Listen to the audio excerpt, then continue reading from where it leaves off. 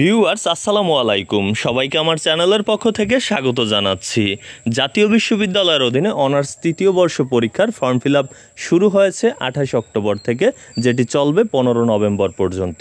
Form fill up করতে গিয়ে যদি আপনার কোথাও ভুল হয় সেক্ষেত্রে সেটি কিভাবে সংশোধন করবেন সে বিষয়টি নিয়ে আজকের ভিডিওতে আলোচনা করব।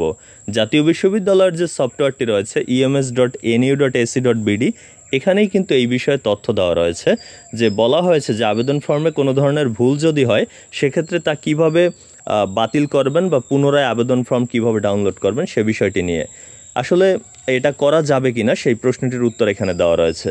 আবেদন ফর্ম ডাউনলোড করার পর ফর্মে পত্রকোড নির্বাচন বা অন্য কোনো ধরনের ভুল পরিলক্ষিত হলে আবেদন নিশ্চয়ন করার পূর্ব পর্যন্ত বাতিল করে পুনরায় আবেদন ফর্ম ডাউনলোড করা যাবে। এক্ষেত্রে কলেজ কর্তৃপক্ষ কর্তৃক আবেদন ফর্ম বাতিল করতে হবে।